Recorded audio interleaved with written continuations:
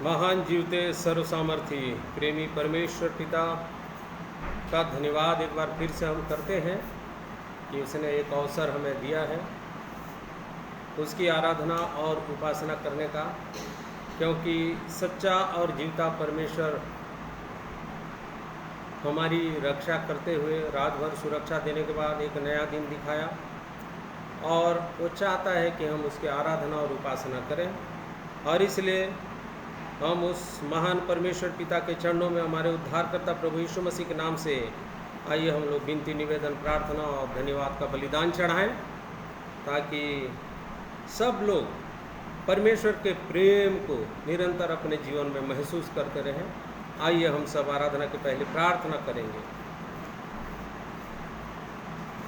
अति करुणामय स्वर्ग के ऊंचे सिंहासन पर विराजमान परमेश्वर पिता, हमारे उद्धारकर्ता जीवित प्रभु यीशु मसीह के पवित्र नाम से आपके चरणों में एक बार फिर से बड़े नम्र और दीन होकर के आते हैं, हृदय से धन्यवाद का बलिदान चढ़ाते हैं, क्योंकि सच्चे और जीवते परमेश्वर आप हैं।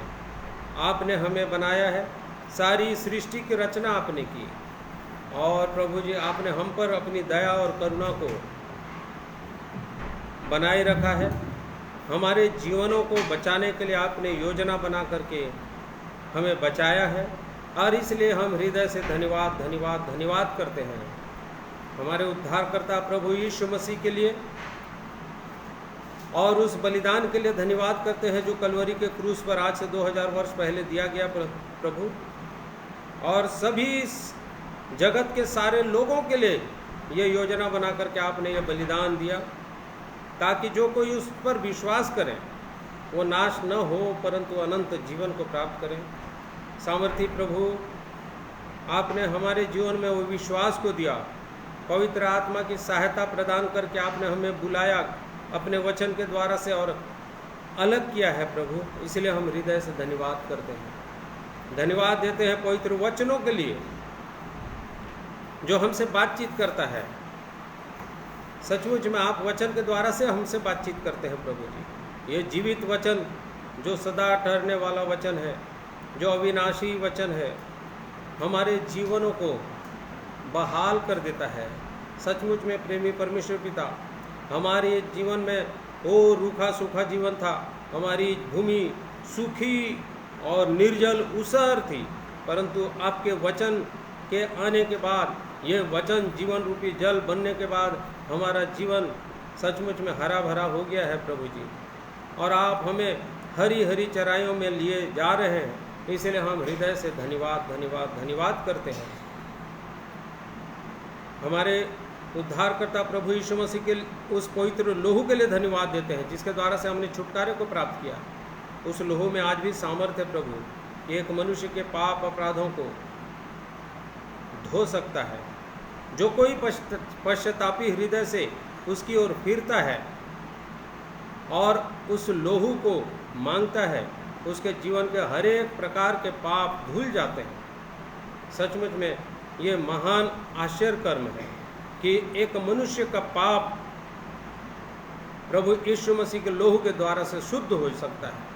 और इसलिए प्रभु आपकी बड़ी दया और करुणा चाहते हैं कि लोग इन बातों को समझें और अपने अपने पापों से पश्चाताप करके मन फिराएं, और प्रभु यीशु मसीह के उस पवित्र लोहू को मांगें जो आज भी सेत मेत बना हुआ है, फ्री में सबके लिए। सचमुच में प्रभु, जो निर्धन है, कंगाल हैं, उनके लिए भी आपने ये लोहू मुहैया कराया है, इसलिए हम हृदय से धन्यवाद करते हैं। धन्यवाद देते हैं पवित्र आत्मा के लिए जिसको सहायक के रूप में आपने भेजा है, हमारी सहायता और अगुवाई निरंतर करते आया है, और इसलिए पवित्र आत्मा की अधीनता में हम सब अपने जीवनों को सौंप देते हैं। हमारी सहायता और मदद कीजिए।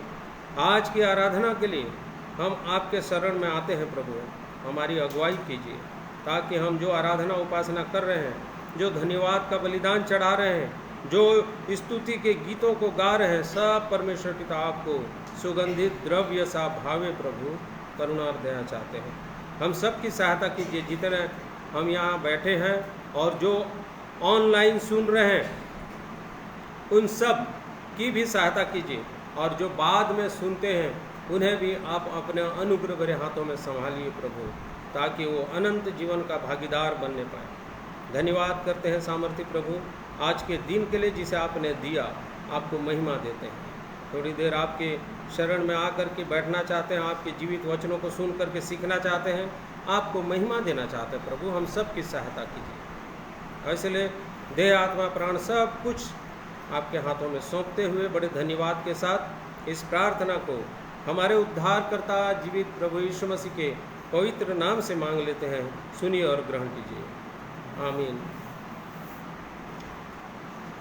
धन्यवाद हमारे सब भाई बहनों को जो जुड़े हुए हैं ऑनलाइन और यहाँ बैठे हैं थोड़े से लोग। आइए हम लोग प्रभु की महिमा के भाग में जाएंगे और प्रभु की महिमा में कुछ गीतों को गाएंगे। आइए।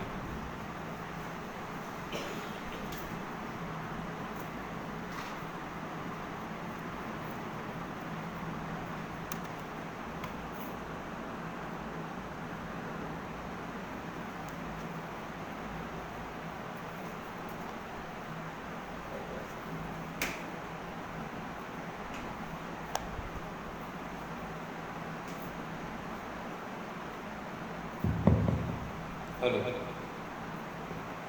सब भाई बहनों को एक बार फिर से प्रभु यीशु मसीह के नाम से सलाम, जय मसीह की। आइए प्रभु की महिमा में गाएंगे गीत नंबर 180। हे परमेश्वर, हे मेरे राजा, मैं तुझको सराहूंगा।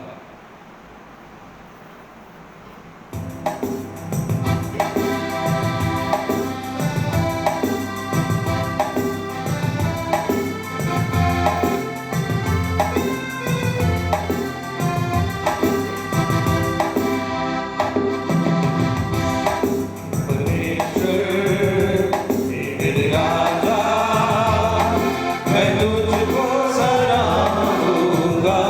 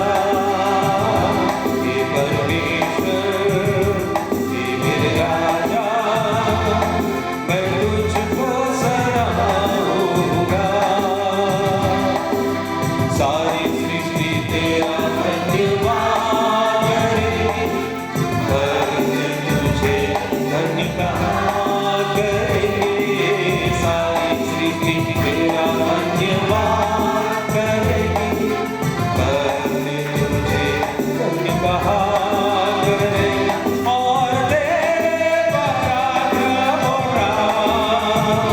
की महिमा की चर्चा करेंगे, और तेरे पराक्रम की महिमा की चर्चा करेंगे। हे परमेश्वर, हे मेरे राजा, मैं तुझको सराहूंगा। हे परमेश्वर, हे मेरे राजा, मैं तुझको सराहूंगा, और तेरे नाम को सदा सर्वदा धन्य कहता रहूंगा, और तेरे नाम को सदा सर्वदा धन्य कहता रहूंगा। हे परमेश्वर, हे मेरे राजा, मैं तुझको सराहूंगा। हे परमेश्वर, हे मेरे राजा, मैं तुझको सराहूंगा।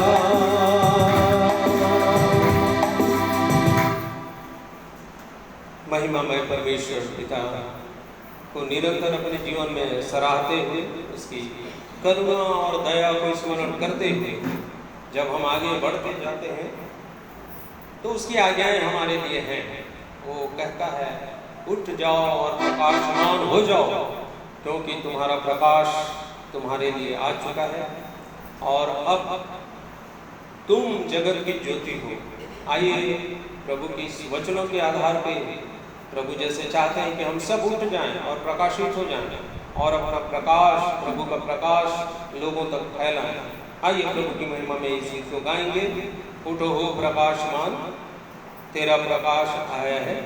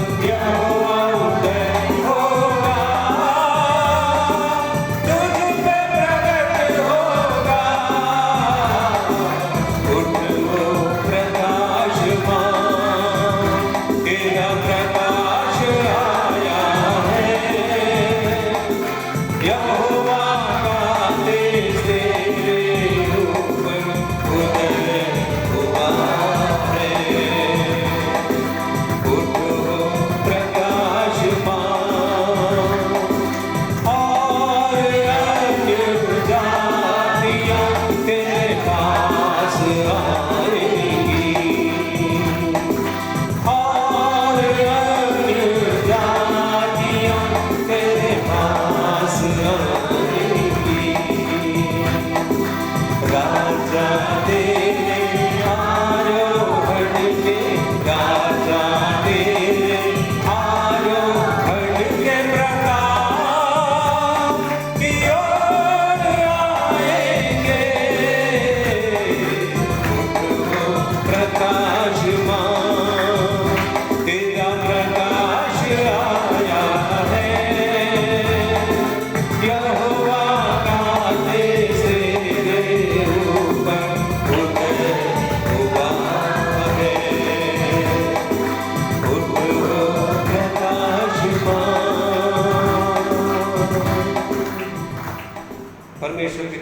धन्यवाद। सचमुच में उसका तेज हमारे ऊपर उदय हो चुका है, और जिनके ऊपर उदय हो चुका है वो लोगों के लिए उजियारा बन करके इस पृथ्वी में आगे बढ़ते जाएं, ताकि लोग जो अंधकार में पड़े हुए हैं वो देखें कि ये परमेश्वर की ज्योति के रूप में चल रहे हैं, फिर रहे हैं, और उसके द्वारा से अपने अंधकार के भागों को देख करके वो भी उजियाले में आने पाए, अपने अंधकार के बंधनों से छुटकारे को प्राप्त करने पाए। आइए वचन के भाग में जाने के पहले हमारे भाई अनुपम चार्ल्स की ओर से प्रभु की महिमा के गीत को सुनेंगे।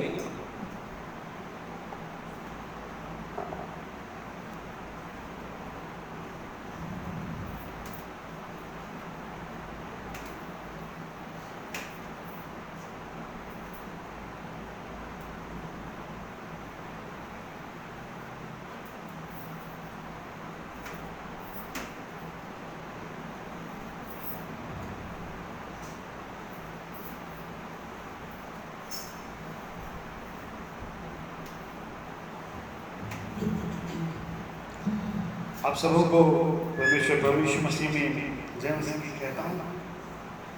परमेश्वर पिता का धन्यवाद देता हूँ कि उसने एक नया दिन, नई सुबह को दिखाया है, इसलिए मैं परमेश्वर पिता का धन्यवाद देता हूँ। और एक गीत को गाना चाहता हूँ। उससे पहले मैं कुछ वचन को पढ़ना चाहता हूँ। प्रकाशित वाक्य उसके 21 अध्याय में हम यहाँ पे पढ़ते हैं नए आकाश और नए पृथ्वी के बारे में। यहाँ पे लिखा है, फिर मैंने नए आकाश और नई पृथ्वी को देखा, क्योंकि पहला आकाश और पहली पृथ्वी जाती रही और समुद्र भी ना रहा। फिर मैंने पवित्र नगर नए यरूशलेम को स्वर्ग से परमेश्वर के पास से उतरते देखा। वह उस दुल्हन के समान थी जो अपने पति के लिए श्रृंगार किए हो। फिर मैंने सिंहासन में किसी को ऊंचे स्वर से कहते सुना, देख परमेश्वर का डेरा मनुष्य के बीच में है, वो उनके साथ डेरा करेगा, वे उसके लोग होंगे और परमेश्वर आप उनके साथ रहेगा, वह उनका परमेश्वर होगा। वह उनकी आंखों से सब आंसू पोंछ डालेगा, और इसके बाद मृत्यु ना रहेगी, ना शोक, ना विलाप, ना पीड़ा रहेगी, पहली बातें जाती रहेंगी। ये सुंदर परमेश्वर ने प्रतिज्ञा किया है कि जो लोग सचमुच में परमेश्वर के भय में रहकर बड़े पवित्रता के साथ इस संसार में जो जीवन बिताएंगे, उनके लिए परमेश्वर ने प्रतिज्ञा किया है कि वे लोग नए आकाश और नए यरूशलेम में प्रवेश करने पाएंगे। तो इस सुंदर प्रतिज्ञा के विषय में ही एक गीत है, आइए इसको सुनेंगे।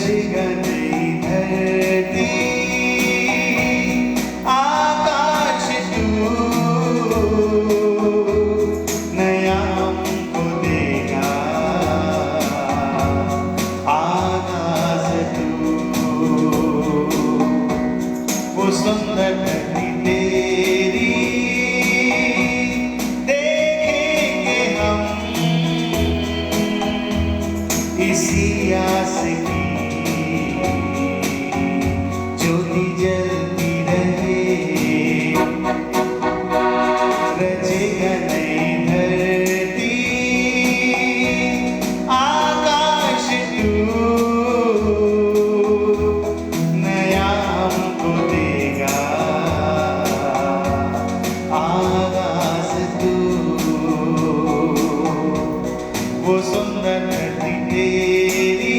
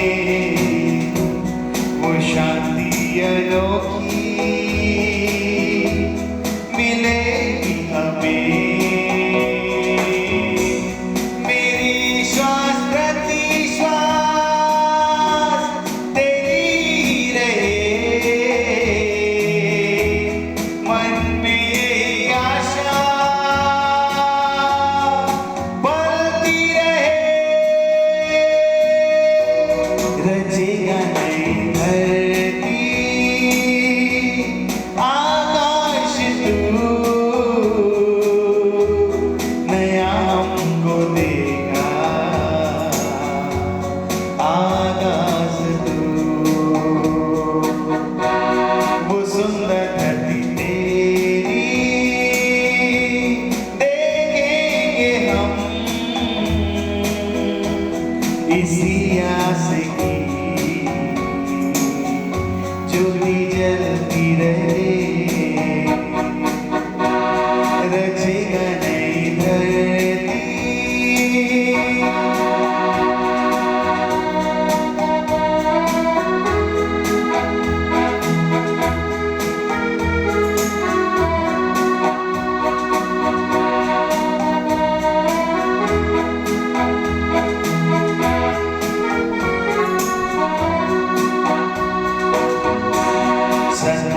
प्रभु को जो देखेंगे हम, नए आत्मिक वस्त्र पहनेंगे हम।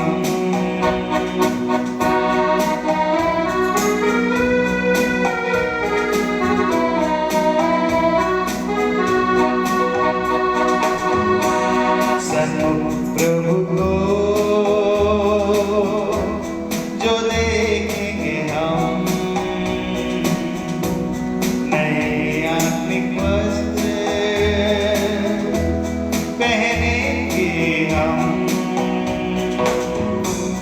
अलौकिक सवेरे को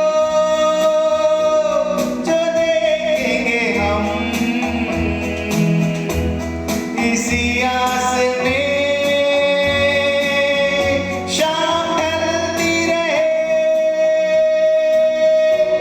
रचेगा नई धरती आकाश तू, नया हमको देगा आकाश तू। वो सुंदर धरती तेरी देखेंगे हम, इसी आस की ज्योति जलती रहे, रचेगा नई धरती आकाश तू, नया हमको देगा आकाश तू। वो सुंदर धरती तेरी देखेंगे हम, इसी आस की ज्योति जलती रहे, रचेगा नई धरती।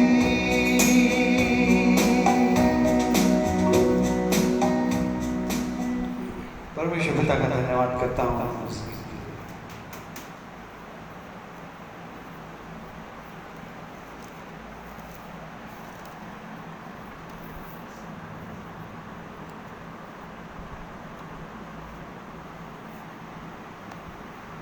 धन्यवाद परमेश्वर पिता का। सचमुच में जैसे हम सुन रहे थे अभी, बहुत सुंदर गीत। नई पृथ्वी, नया आकाश हमारे लिए तैयार कर रहा है परमेश्वर प्रभु यीशु मसीह में पवित्र आत्मा की सहायता से। और पहले वाला आकाश और पहले वाला पृथ्वी नहीं रहेगा। सचमुच में ये एक बदलाव हो रहा है, ये चेंज हो रहा है और एक नई सृष्टि बना रहा है परमेश्वर। और ये नई सृष्टि में जो लोग रहेंगे, ये नई सृष्टि बन गए रहेंगे, वही प्रभु के साथ नए यरूशलेम में प्रवेश करने पाएंगे। ऐसा हम वचन में सीखते हैं, क्योंकि दूसरा कुरिन्थी 5वां अध्याय उसका 17 पद में लिखता है, यहाँ इस प्रकार लिखा हुआ है, भाई पढ़ेंगे। दूसरा कुरिन्थी 5वां अध्याय 17वां पद से, इसलिए यदि कोई मसीह में है तो वो नई सृष्टि है, पुरानी बातें बीत गई, देखो सब बातें नई हो गई हैं। 18 पद में, ये सब बातें परमेश्वर की ओर से हैं, जिसने मसीह के द्वारा अपने साथ हमारा मेल मिलाप कर लिया और मेल मिलाप की सेवा हमें सौंप दी और है। मेल मिलाप की सेवा हमें सौंप दी है। उसने मसीह के साथ हमारा मेल मिलाप करवाया, हमें नई सृष्टि बना दिया। अब हम नई सृष्टि बना रहे हैं या नहीं, उसकी चिंता हमको करनी है कि हम परमेश्वर के उस काम को, प्रभु यीशु मसीह के उस काम को आगे पूरा कर रहे हैं या नहीं। क्योंकि नई सृष्टि बनते जा रही है, ये कंटिन्यूअस टेंस में है, वो बन चुकी है या बनने वाली है, बनते जा रही है, ये बनते जाना है। कौन करेगा? प्रभु यीशु मसीह आ गए, कर दिया अपने समय का काम। आप कौन करेगा? जो नई सृष्टि बन चुके हैं वो करेंगे नई सृष्टि का निर्माण, बनाएंगे नई सृष्टि। और इसी बात को प्रभु के एक वचन में और पढ़िए, परमेश्वर के वचन में लिखा है, भजन संहिता 102 अध्याय उसका 18 पद को पढ़ेंगे। यह बात आने वाली पीढ़ी के लिए लिखी जाएगी और एक जाति जो सृजी जाएगी वही यहाँ की स्तुति करेगी। ये लिखी जा चुकी है कि एक जाति सृजी जाएगी, जा रही है, सृजी जा रही है। ये जो नई सृष्टि होगी वही याह की क्या करेगी? यहोवा की स्तुति करेगी, और कोई नहीं कर सकते। और बाकी लोग जो कर रहे हैं, जो नई सृष्टि बने नहीं है, तो किसकी स्तुति कर रहे हैं?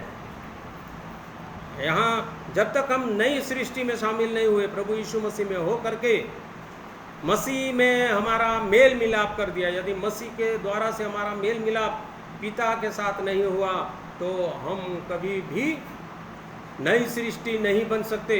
और यदि नई सृष्टि नहीं बन सकते तो पिता के उस राज्य में, नए यरूशलेम में कभी भी हम नहीं जा सकते।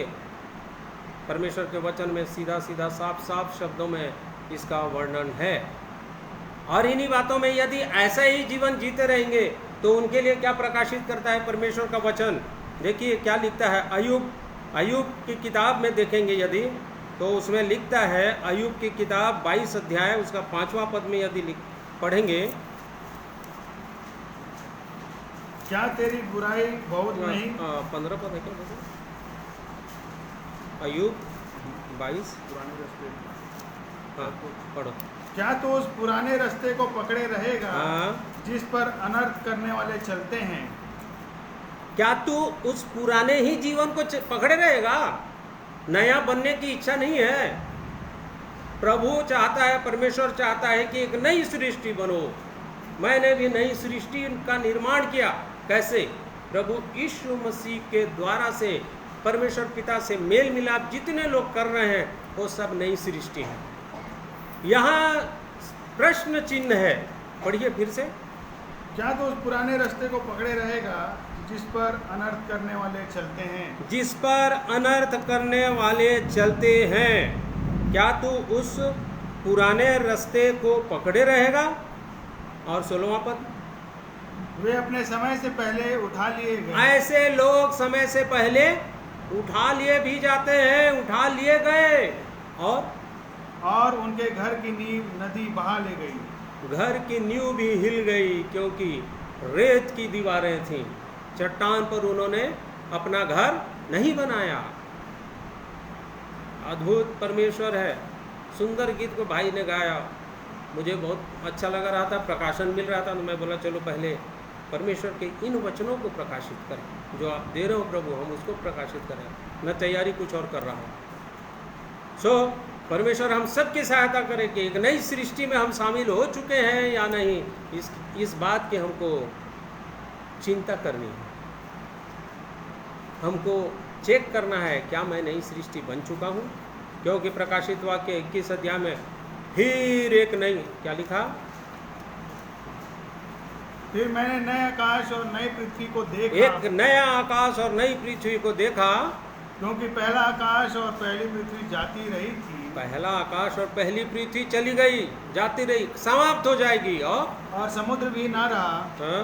फिर मैंने पवित्र नगर नए यरूशलेम को स्वर्ग से परमेश्वर के पास से उतरते देखा। हाँ वह उस दुल्हन के समान थी जो अपने पति के लिए श्रृंगार किए हो। हाँ फिर मैंने सिंहासन में किसी को ऊंचे शब्द से यह कहते सुना, देख परमेश्वर का डेरा मनुष्यों के बीच में है। बस ये नई सृष्टि बनेंगे, उसके बीच में परमेश्वर का क्या होगा? डेरा होगा। वहां पर ही परमेश्वर का वास होगा, नहीं तो नहीं हो पाएगा। परंतु जब यदि हम हो चुके हैं, यदि नई सृष्टि में जुड़ चुके हैं, हमारी गवाहियां हैं, बहुत सारे लोग हैं जो गवाहियां देते हैं, और जो और भी जुड़ेंगे, जिनकी गवाहियां आएंगी पहले बाद में, उनके जीवनों को परमेश्वर कुछ बातों से सावधान करना चाहता है, वचन की बातों से। आज उसको सीखना चाहेंगे, क्योंकि यदि ऐसा ही जीवन रहेगा तो जैसे हम गा रहे थे, उठ हो प्रकाशमान, तेरा प्रकाश आया है, और भाई भी गा रहे थे, ज्योति जलती रहे मेरे जीवन से, वो ज्योति क्या हो? जलती रहे। क्या मैं वैसे ज्योति के समान जलता रहूँगा? यदि कुछ बातों को जो प्रभु ने मुझको चिताया है, ये मेरे जीवन में नहीं होना चाहिए क्योंकि मैं नई सृष्टि बन चुका हूँ, तो वो ज्योति नहीं है, अंधकार का जीवन है। यदि वो पुरानी बातें मेरे जीवन में हैं, फिर भी अभी भी, क्या तू पहले पुरानी सी चाल को चलता रहेगा? आयुब में लिखा है। इसीलिए मेरे भाई और बहनों, आइए हम सब एक वचन निकालते हैं जो हमारे जीवन को नुकसान करता है, ज्योति बनने नहीं देता है, हमें दोषी घोषित कर देता है। और इसलिए आइए हम लोग एक वचन निकालेंगे, लूका रचित सुसमाचार, आज के वचन के ले लेंगे, उसका 5वां अध्याय, उसके 30वें पद को पढ़ेंगे हम लोग। 5वां अध्याय 30 पद। इस पर फरीसी और उनके शास्त्री उसके चेलों से यह कहकर कुड़कुड़ाने लगे, तुम चुंगी लेने वालों और पापियों के साथ क्यों खाते पीते हो? यीशु ने उनको उत्तर दिया, वैद्य भले चंगों के लिए नहीं परंतु बीमारों के लिए आवश्यक है। मैं धर्मियों को नहीं परंतु पापियों को मन फिराने के लिए बुलाने आया हूँ। यहाँ पर लिखा हुआ है फरीसी और शास्त्री, जो लोग बड़े बड़े ओहदे में बैठे हैं, वो लोग क्या कर रहे थे? क्या कर रहे थे बोलते हैं? चेले हाथ धोकर नहीं खाए हैं, बस इसी बात पे क्या कर रहे थे? कुड़कुड़ा रहे थे। आज हमारा विषय कुड़कुड़ाना। यदि मैं मसीह के साथ, मेरा मेल मिलाप हो चुका है परमेश्वर के साथ मसीह के द्वारा से, मैं नई सृष्टि बन चुका हूँ, उसके बाद भी ये जीवन मेरे अंदर है, मैं पुराना ही चाल चलन मेरा जीवन में अभी भी चल रहा है, चेक करने की आवश्यकता है। यहाँ लिखता है वो कुड़कुड़ाने लगे। प्रभु यीशु ने साफ साफ कहा, वैद्य भले चंगों के लिए नहीं परंतु बीमारों के लिए है।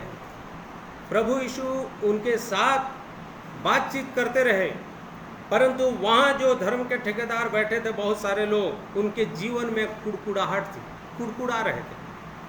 आज जीवन में हम समझ चुके हैं बहुत सारी बातों को, परमेश्वर से हमारा मेल मुलाकात हो चुका है, प्रभु यीशु मसीह के द्वारा से हम नई सृष्टि बन चुके हैं।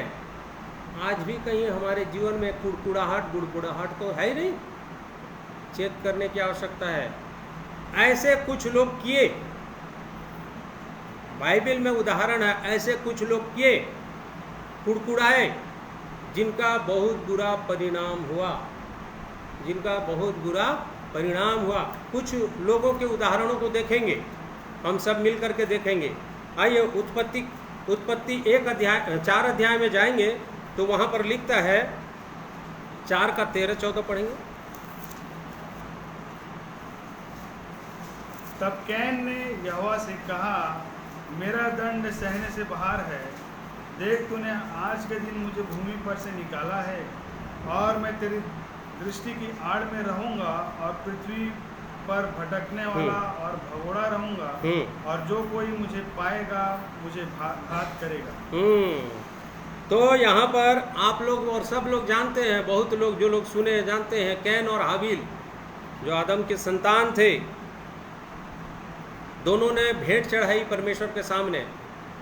और कैन का, हाबिल का तो ग्रहण किया गया परमेश्वर के द्वारा से, परंतु कैन का भेंट ग्रहण नहीं किया गया। क्यों नहीं किया गया? देखो उसका परिणाम है, कैसे हुआ, कैसे, क्यों ग्रहण नहीं किया गया, उसको थोड़ा सा आगे पढ़ेंगे तो समझ में आ जाएगा। देखिए क्या लिखा है। हाँ, 5 पद पढ़िए, 4 का 5।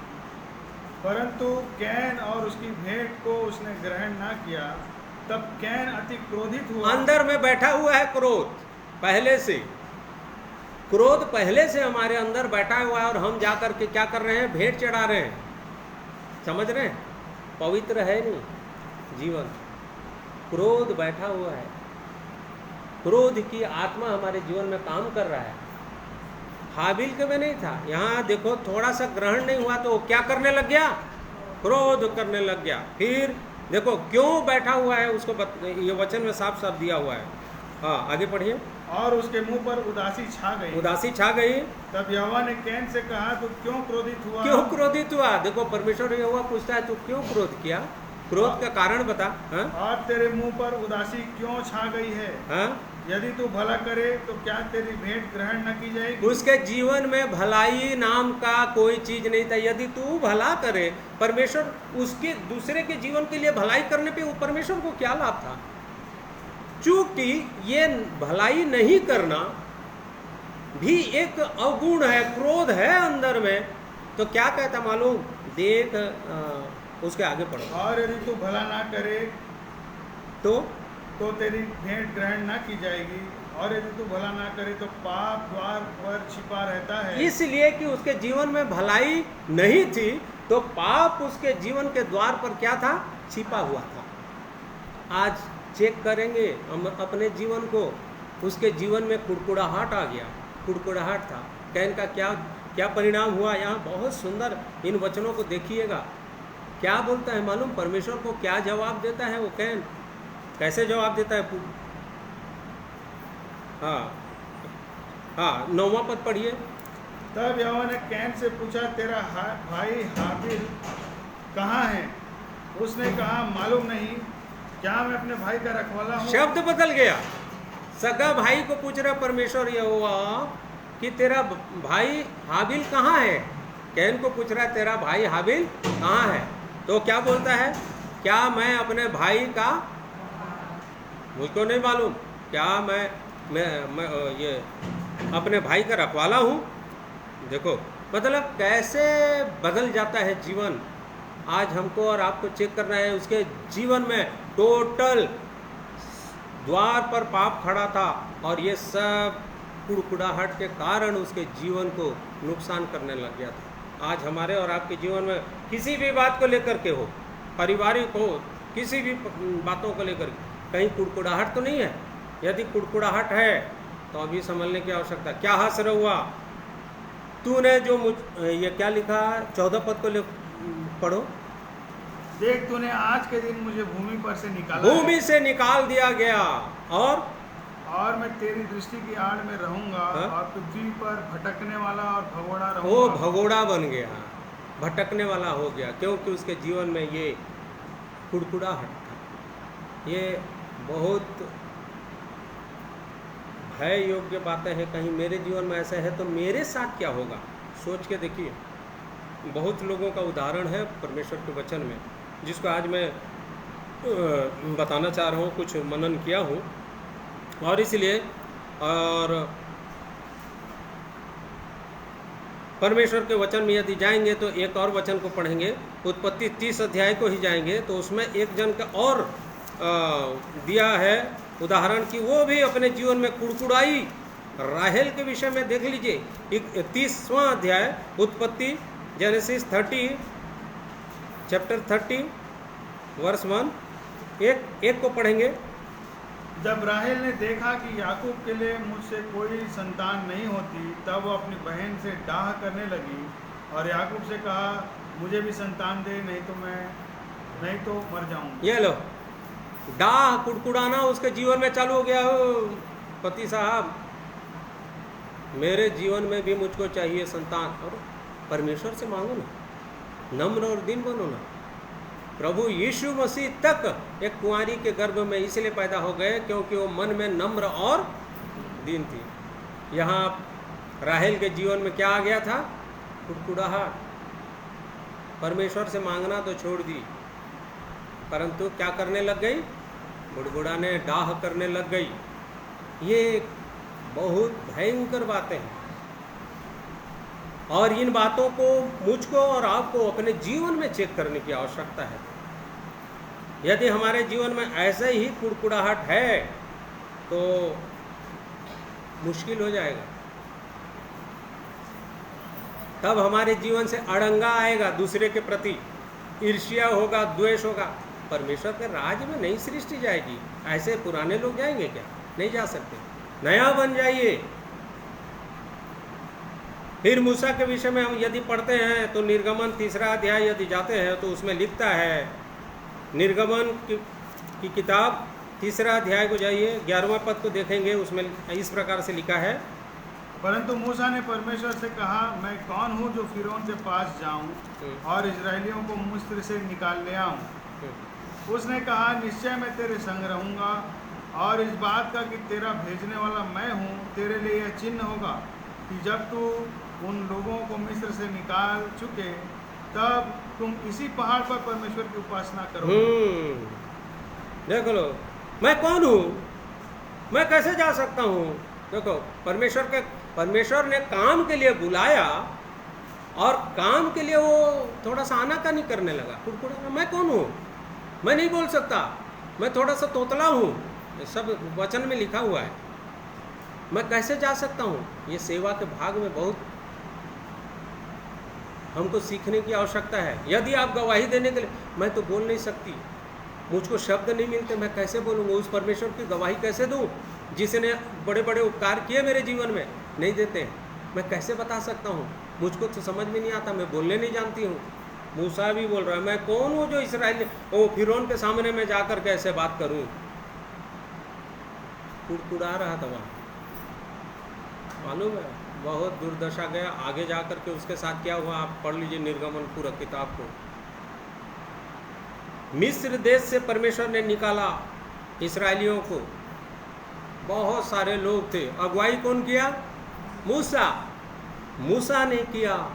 लेकिन बताओ, कनान में कौन गया? मूसा गया।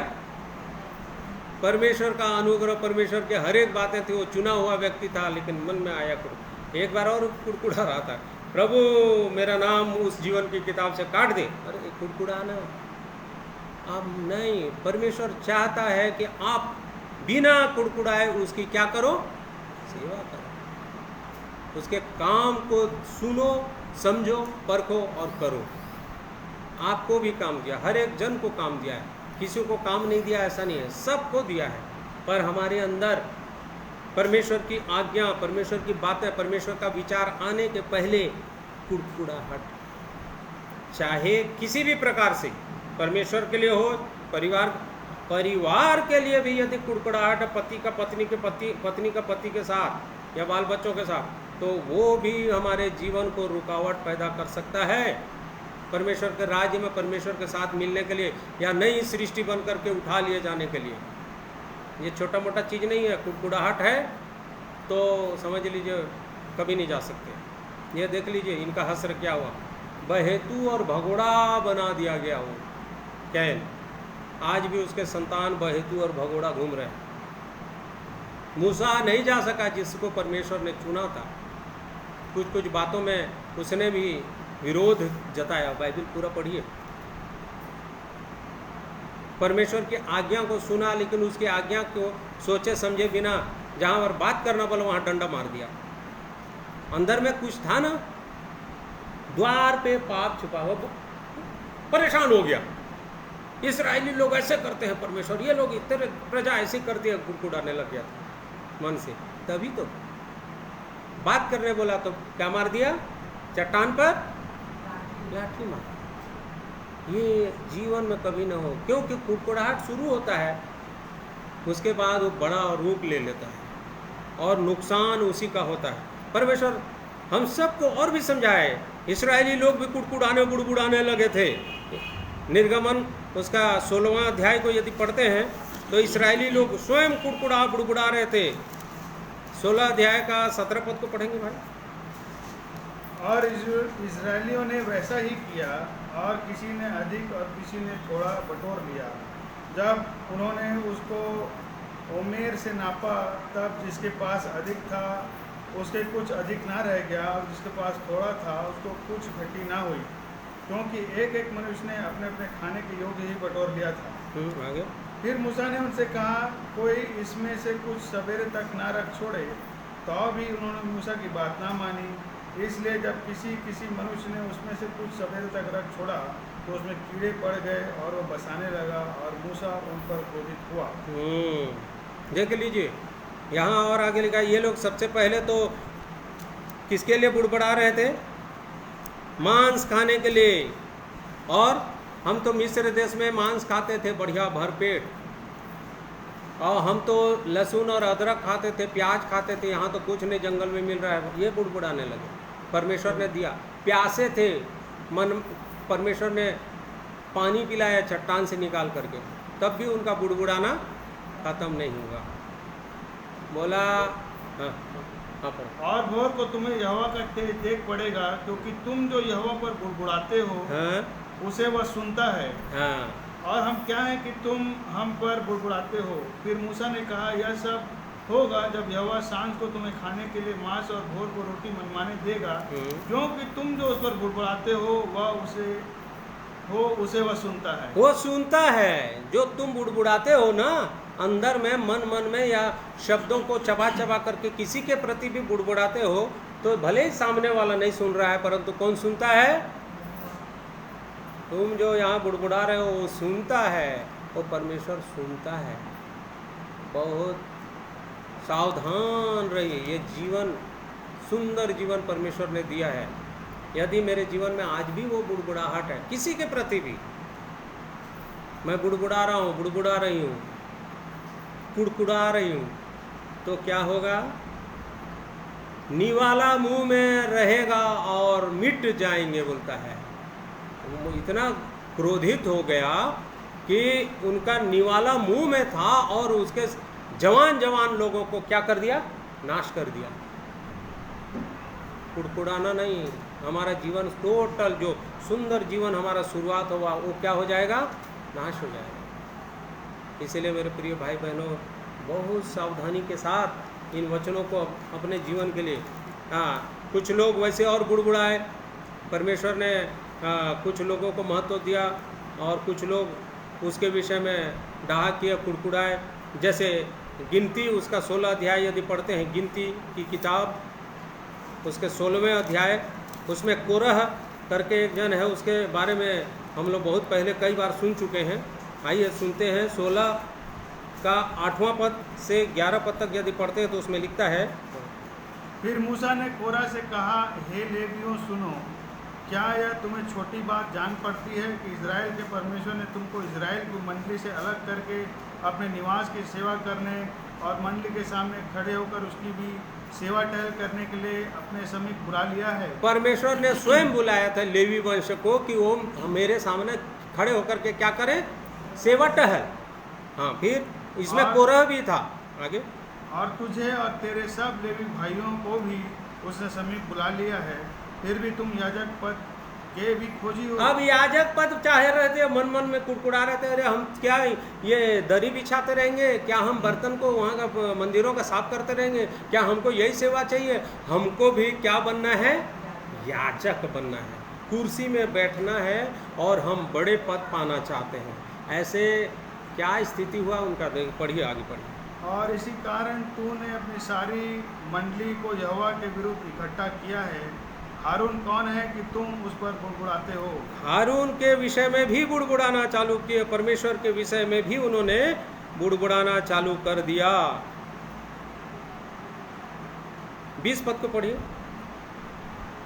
तब यहोवा ने मूसा और हारून से कहा, उस मंडली के बीच में से अलग हो जाओ कि मैं उन्हें पल भर में भस्म कर डालूं। ये मैं सीधा उनके परिणाम में ले जा रहा हूँ, हस्र में ले जा रहा हूँ कि जो बुड़बुड़ा रहे थे और बड़ा पद चाह रहे थे, उनका क्या हुआ मालूम है? परमेश्वर यहोवा ने कहा, वो जो गोत्र है ना, कोरह के लोग हैं, लेवी गोत्र को कोरह जो है वो पूरा उस तंबू से सब हट जाओ, क्योंकि मैं उनको सीधा नाश करने पर हूँ। और जैसे वो लोग सब हट गए, सब के सब धंस गए, नाश हो गए। परमेश्वर ने नाश कर दिया। किस कारण हुए वो लोग नाश? कुड़कुड़ाए। किसके लिए? पद के लिए, ऊंचा पद पाना चाहते थे। हम साफ सफाई ऐसी सेवा नहीं करेंगे, हमको बड़े वाली कुर्सी चाहिए। परमेश्वर चुनता है, वो लोग उसको प्राप्त, परमेश्वर याजक चुनता है, परमेश्वर प्रेरित चुनता है, परमेश्वर चुनता है, सेवक चुनता है। प्रभु यीशु मसीह को क्या चुन करके परमेश्वर भेजा? एकलौता पुत्र करके। क्या चुन के भेजा? उद्धारकर्ता करके चुन के भेजा। परंतु वो यहाँ पृथ्वी में आकर के क्या बन गया? सेवक बन गया सबका। चेलों का क्या धोया? बुड़बुड़ाया, उसको गाली दिए, बुड़बुड़ाया, उसको मारे, बुड़बुड़ाया, उसको थूके, बुड़बुड़ाया। कभी नहीं, जरूरत नहीं। आज आपके साथ छोटी सी बात नहीं हुआ, आप बुड़बुड़ाना चालू कर दिया। आज छोटी सी बात नहीं हुआ, मैं बुड़बुड़ाना चालू कर दिया, तो क्या होगा? सीधा नाश। लेवी वंश को चुन करके रखा था, नाश कर दिया। मेरी सेवा के लिए चुना हूँ बोला। और इसलिए मेरे भाई बहनों, ध्यान रखें इन चीज़ों का। मरियम और हारून दोनों जन आपस में मूसा के विषय में विरोध में बुड़बुड़ाने लगे, बात करने लग गए। देखिए, उसको पढ़िए, गिनती 12 अध्याय में, इसको घर में पढ़ लेना। एक दो पद को पढ़िए, गिनती 12 अध्याय 1-2। मूसा ने एक कूशी स्त्री के साथ विवाह कर लिया था, इसलिए मरियम और हारून उसकी उस विवाहित कूशी स्त्री के कारण उसकी निंदा करने लगे, बुड़बुड़ाने लगे। और उन्होंने कहा, क्या यहोवा ने केवल मूसा ही से के साथ बातें की हैं? यहोवा ने केवल मूसा ही से के साथ बात करे हैं? और क्या उसने हमसे भी बातें नहीं की? क्या यहोवा हमसे बातें नहीं की? मतलब परमेश्वर यहोवा तो बात करते थे ना, सब सुनते थे इस्राएली। और यहाँ तक कि हारून और मरियम के विषय में तो बहुत सुंदर जीवन था। मरियम तो डबली बजा बजा कर परमेश्वर की महिमा करती थी, परंतु उनके मन में बुड़बड़ाहट आ गया मूसा के विरोध में। उसका हस्र क्या हुआ? उसको पूरा आगे जा करके क्या हुआ था? उसका हस्र कोढ़ हो गया। तब यहोवा का कोप उन पर भड़का और वह चला गया। तब वह बादल तंबू के ऊपर से उठ गया और मरियम कोढ़ से हिम के समान श्वेत हो गई। और हारून ने मरियम की ओर दृष्टि की ओर देखा कि वह कोढ़ीन हो गई। तब हारून मूसा से कहने लगा, हे मेरे प्रभु, हम दोनों ने जो मूर्खता की वरन पाप भी किया, यह पाप हम पर ना लगने दे। और मरियम की उस मरे हुए के समान ना रहने दे, जिसकी देह अपनी माँ के पेट से निकलते ही अधगली हो गई। हाँ, अतः मूसा ने क्या किया? वो परमेश्वर के भक्त जन ने उसके लिए क्या किया? देखिए, अतः मूसा ने यह कहकर यहोवा की दुहाई दी, हे ईश्वर, कृपा कर और उसका चंगा कर। बस। फिर भी मूसा ने अपनी बहन के लिए, मरियम के लिए, हारून के कहने से हारून के लिए क्या किया? क्योंकि हारून ने क्या किया? मान लिया, हे परमेश्वर यहोवा, हे। यहाँ क्या लिखा है? हारून ने लिखा है ना, तब हारून मूसा से कहने लगा, हे मेरे प्रभु, हम दोनों ने जो मूर्खता की मान लिया। हमने तेरे विरुद्ध में कुछ बातों को सोचा और बोला, ये हमारी मूर्खता थी। ये बुड़बुड़ाया, ये हमारी मूर्खता थी, क्योंकि वो तो परमेश्वर की ओर से निर्धारित था। जिस काम को मूसा ने किया था, परमेश्वर ने आज्ञा दिया था। और यहाँ ये लोग बुड़बुड़ाना चालू कर दिए। क्या मूसा से केवल परमेश्वर बात किया, हमसे नहीं किया? ऐसे बुड़बुड़ाना चालू। तो मेरे प्रिय भाई बहनों, क्या उसका परिणाम हुआ? कोढ़, गलने लग गया बदन मरियम का। फिर भी मूसा परमेश्वर से गिड़गिड़ा करके प्रार्थना करने लगा और हारून ने अपने पाप को मान लिया। प्रभु उनकी सुधि ली, बाद में वो लोग ठीक हो गए। वैसे ही अय्यूब के विषय में जब हम पढ़ते हैं तो अय्यूब के विषय में तो बहुत सारे उदाहरण को मैं 3 अध्याय 6 अध्याय 9 अध्याय 10 अध्याय सबको पढ़िए। उसकी पत्नी बुड़बुड़ाने कुड़कुड़ाने लगी। कई जगह अय्यूब भी अपने दोस्तों के कहने से विरोध में कुछ बातें किया। सो बुड़बुड़ाना जो है ना, एक मनुष्य के जीवन को आत्मिक जीवन की उन्नति से अलग कर देता है। वो सीधा सीधा उसको विनाश तरफ ले जाता है। ये मार्ग को टर्न कर देता है, बदल देता है। यदि आत्मिक जीवन में परमेश्वर की ओर नई सृष्टि बन करके बढ़ रहे हैं तो जैसे ये चीज आती है बुड़बुड़ाना या कुड़कुड़ाना, किसी भी विषय को लेकर के, किसी भी विषय को लेकर के, चाहे आपका व्यक्तिगत पारिवारिक विषय क्यों ना, और आप कूढ़ते जा रहे हैं, कूढ़ना है, मन में कूढ़ रहे हैं और बुड़बुड़ा रहे हैं किसी विषय पे लेकर, वो आपका ही नुकसान करता है, किसी और का। क्योंकि वहाँ आपका धीरज, संयम और प्रेम, कृपा, भलाई सब चीज का क्या हो जाता है, खत्म हो जाता है, समाप्त हो जाता है। अंदर से क्रोध उत्पन्न होता है, दाह उत्पन्न होता है, ईर्ष्या उत्पन्न होता है, ये होता है। वो देखना बांध के छेद के समान शुरू होता है और वो धीरे से फटता है तो कई ठो गाँवों को, अर्थात पूरे आत्मिक जीवन को क्या कर देता है, बहा ले जाता है, नुकसान कर देता है। इसीलिए बहुत सावधान रहिए, घर में भी, कहीं भी। सो प्रभु हम सबकी सहायता करें, इन वचनों के द्वारा से हम सीखें। ये वचनों को जाकर के जरूर पढ़ना। अय्यूब 3, 6, 9, 10 ये यहाँ सब बताने लगों तो बहुत टाइम हो जाएगा। और उसके बाद यदि दाऊद के जीवन में भी हम देखें तो कुछ बातें थी। शमूएल देखिए, 2 शमूएल उसका 6वां अध्याय यदि निकालते हैं तो 2 शमूएल 6वां अध्याय उसका 8वां पद पढ़ें। तब दाऊद अप्रसन्न हुआ, इसलिए कि यहोवा उज्जा पर टूट पड़ा था और उसने उस स्थान का नाम पेरेस उज्जा रखा। यह नाम आज के दिन तक विद्यमान है। क्यों यहोवा उज्जा पर टूट पड़ा था? क्योंकि हाँ, आगे आप लोग इसको पढ़ लेना घर में जा करके। क्योंकि वाचा के संदूक को उसने छूना मना था, उठा लिया। वाचा के संदूक परमेश्वर टूट पड़ा बोलता है। तो क्या किया ये, इसने क्या किया? दाऊद ने क्या क्या लिखा है? अप्रसन्न हुआ, वो कुड़कुड़ाया। प्रभु ऐसा क्यों किए? और इसके विषय में पूरा पढ़ना बहुत अच्छा है। जीवन में उसके भी कुड़कुड़ाहट आ गया था, परंतु परमेश्वर जब बोल देता है तो बोल देता हाँ या हाँ, नहीं तो नहीं। और इसीलिए हमको सावधान होना है। कुड़कुड़ाने वाला जीवन कभी भी परमेश्वर के साथ नहीं जा सकता। लिखा हुआ है सेवा नहीं कर सकता, कभी नहीं कर सकता सेवा। बहुत सारे गिरावट की दशा आती जाएगी। यदि आप पढ़ेंगे ना तो आसाप करके एक जन है जो भजन संहिता में लिखा हुआ है। हम लोग सोचते हैं भजन संहिता राजा दाऊद का है। बहुत सारे अध्याय आसाप और कौन कौन है देख लीजिए। वहाँ आसाप का भी है? हाँ, कोरवंशी है। देख लीजिए यहाँ पर क्या लिखा है। 73 अध्याय में लिखा हुआ है, भजन संहिता 73 अध्याय में क्या लिखा है ऊपर में हेडिंग? आसाप का भजन है ना। आसाप का भजन और परमेश्वर का न्याय। बताओ क्यों बुड़बुड़ा रहा था मालूम है आपको? अरे बहुत खतरनाक है। पढ़िए इसको 4 पद से 3 पद से पढ़िए।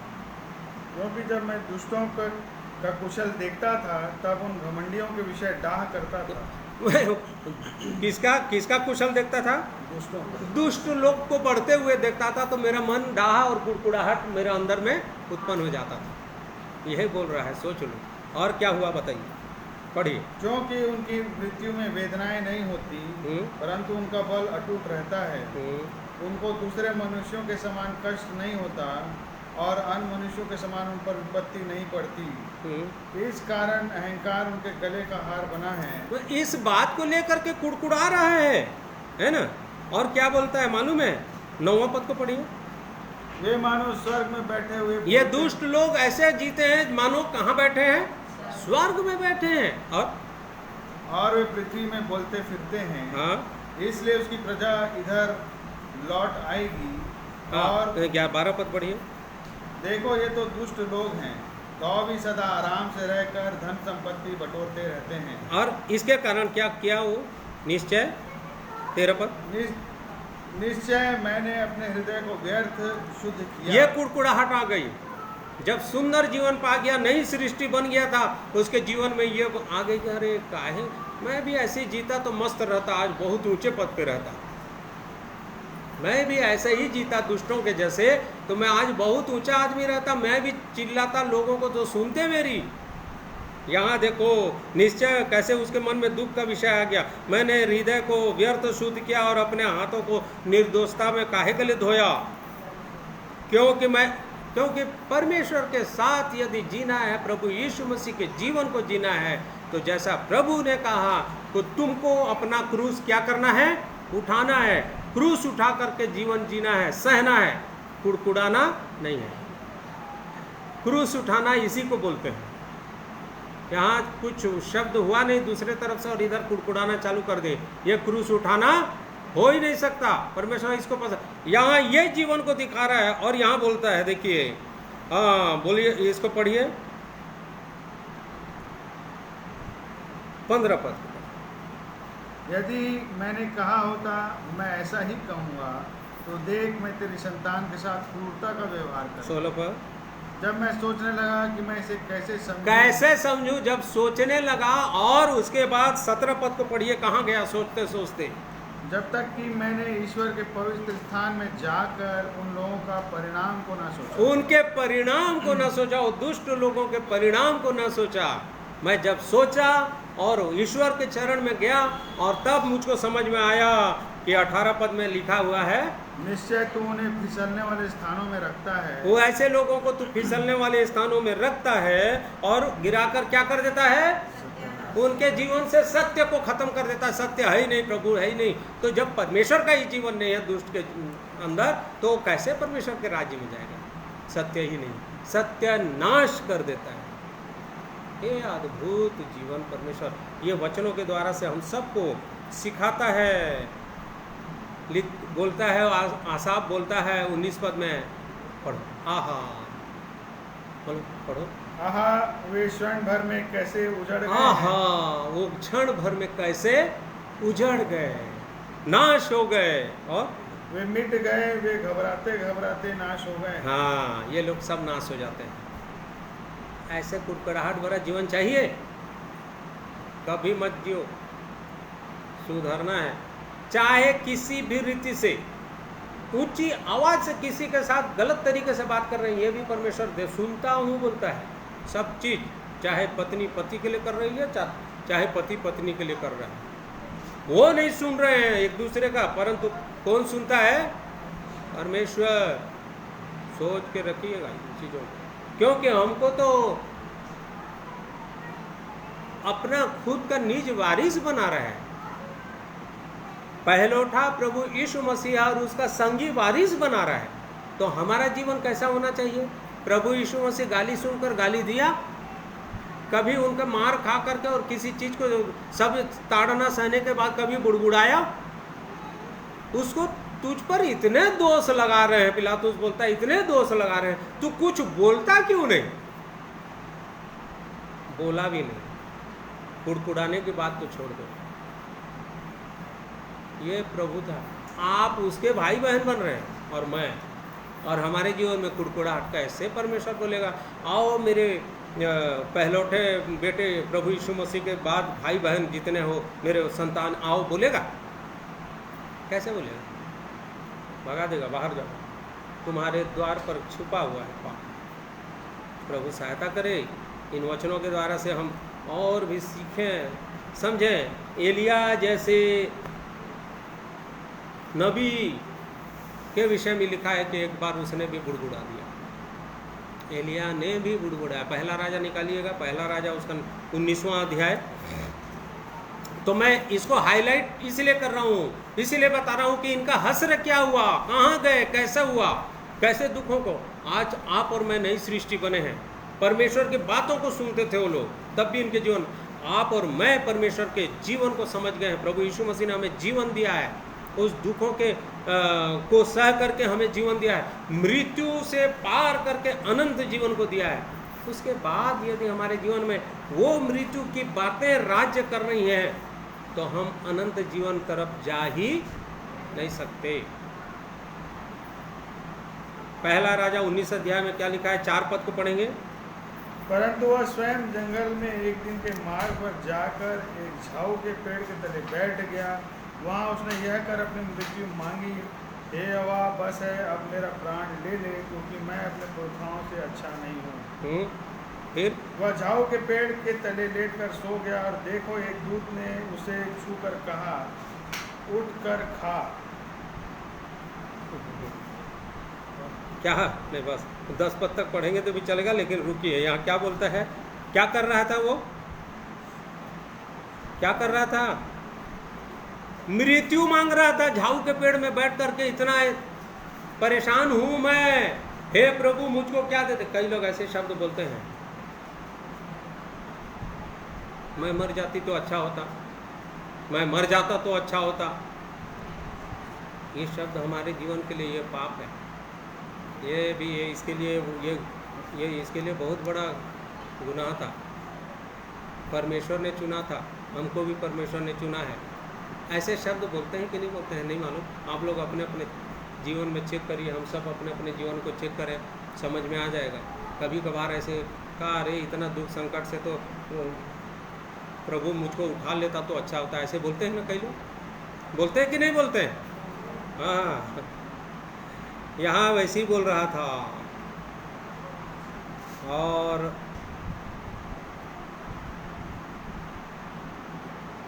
परमेश्वर ने उसके साथ बातचीत किया, उसके लिए प्रबंध किया।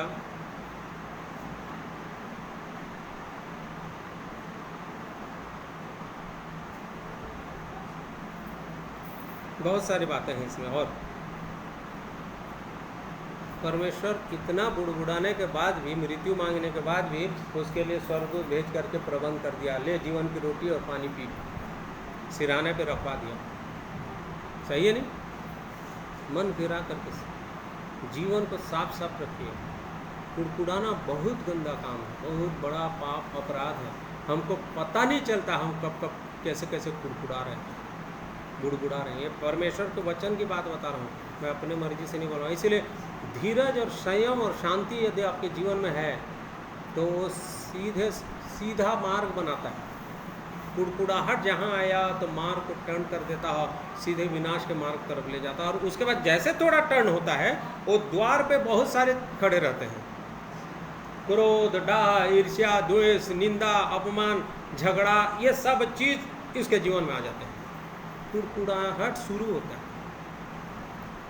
ये चीज़ें नहीं आनी चाहिए, तब समस्या में पड़ जाता है एक मनुष्य। इसलिए एलिया के विषय में भी लिखा, सुलेमान भी कुड़कुड़ाया। सबोपदेशक को यदि पढ़ोगे दूसरा अध्याय तो उसके 17-18 पद में इस प्रकार से लिखा है। सबोपदेशक, उसका दूसरा अध्याय 17-18 पद को पढ़े। इसलिए मैंने अपने जीवन से घृणा की, क्योंकि जो काम संसार में किया जाता है मुझे बुरा मालूम हुआ, क्योंकि सब कुछ व्यर्थ और वायु को पकड़ना है। मैंने अपने सारे परिश्रम के प्रतिफल से, जिसे मैंने धरती पर किया था, घृणा की, क्योंकि अवश्य है कि मैं उसका फल उस मनुष्य के लिए छोड़ जाऊं जो मेरे बाद आएगा। तो यहाँ पर ये भी बुड़बुड़ा रहा था, ये सब बेकार है। परमेश्वर ने यही पृथ्वी में हम जीवन जीने के लिए दिया है। चेलों तक को बोला जाओ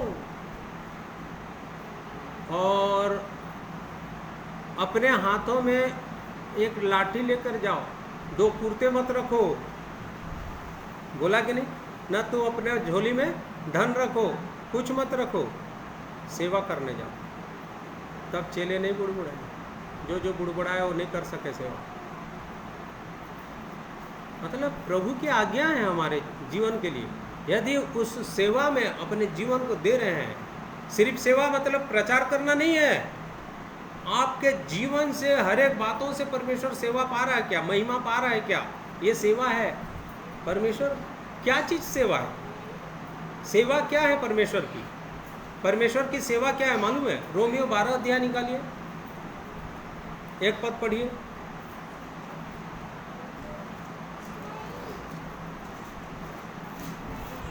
इसलिए हे भाइयों, मैं तुमसे परमेश्वर की दया स्मरण दिलाकर विनती करता हूँ कि अपने शरीर को जीवित, पवित्र और परमेश्वर को भावता हुआ बलिदान करके चढ़ाओ, यही तुम्हारी आत्मिक सेवा है। यही तुम्हारी क्या क्या करना है? जीवित, पवित्र और परमेश्वर को भावता हुआ बलिदान करके चढ़ाना आपकी सेवा, सबकी सेवा है।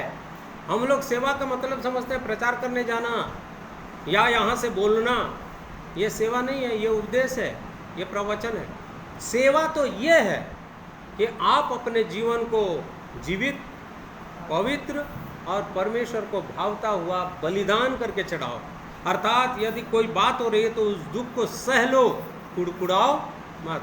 कुड़कुड़ाने के जस्ट बाद बहुत सारे दुष्ट आत्माओं का एक झुंड आ जाता है उसके जीवन में, और उसके नाखून से लेकर के सिर तक को, जैसे आप कोई देखे होंगे कई जगह, पैर को पानी में डालते ही ढेर सारी मछलियाँ आकर के कुतर ये करने लगती हैं। ये आजकल वो एक फैशन हो गया।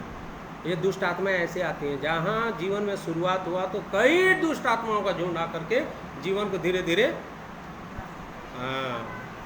नाश करने लग जाता है। तो ये सब चीज़ों को ध्यान दीजिएगा, हम सबको देना है। मैं भी देता हूँ, मनन करता हूँ तो कहाँ कहाँ मेरा कमी है, घटी है, मैं भी पढ़ता हूँ, मैं भी सोचता हूँ। हम सब सोचें, क्योंकि यदि मैं अपने आप को नहीं जांचूंगा तो एक दिन मैं भी निकम्मा ठहरूंगा।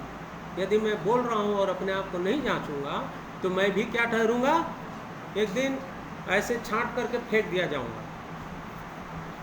परमेश्वर ने बुलाया, चुना है, आप लोगों को चुना, हम सबको चुना है। मेरे भाई बहनों, आज सुन रहे हो, आगे को भी सुनोगे। जिनको बुलाया है परमेश्वर ने, प्रभु यीशु मसीह में आपका मेल मुलाकात परमेश्वर से हो गया है, तो सावधानी से अपने जीवन को अवश्य जिए। एक बहुत बड़ा राजा था, हिजकिय्याह करके एक जन था। यशायाह 38 अध्याय निकालेंगे तो उसमें लिखता है, 38 का 10 को पढ़ने को, 9 से पढ़, 38 का 9, यशायाह 38:9। यहूदा के राजा हिजकिय्याह का लेख जो उसने लिखा जब वह रोगी होकर चंगा हो गया था, वह यह है, मैंने कहा अपनी आयु के बीच ही में मैं अधोलोक के फाटकों में प्रवेश करूंगा, क्योंकि मेरी शेष आयु हर ली गई है। आगे, मैंने कहा मैं यहाँ को जीवितों की भूमि में फिर ना देखने पाऊंगा, इस लोक के निवासियों को मैं फिर ना देखूंगा। और मेरा घर चरवाहे के तंबू के समान उठा लिया गया है, मैंने चुलाहे के समान अपने जीवन को लपेट दिया है। वह तुझे तांत से काट देगा, एक ही दिन में तू मेरा अंत कर डालेगा। और आगे, मैं भोर तक अपने मन को शांत करता रहा, वह सिंह के समान मेरी सब हड्डियों को तोड़ता है, एक ही दिन में तू मेरा अंत कर डालता है। ये बड़बड़ा रहा था। ये कुछ विषयों को लेकर के इसको पूरा पढ़ लीजिएगा। परंतु परमेश्वर ने उसे रोग से चंगा कर दिया था, उसके बावजूद इसके जीवन में ये बातें थीं। तू मेरे को ऐसे किया, मैं तो सोच में पड़ गया था कि मेरा जीवन खत्म हो गया। मैं भोर तक अपने मन को शांत करता रहा, क्योंकि मेरे मन में कई प्रकार के विचार उठते थे। ये सब बुड़बुड़ाहट।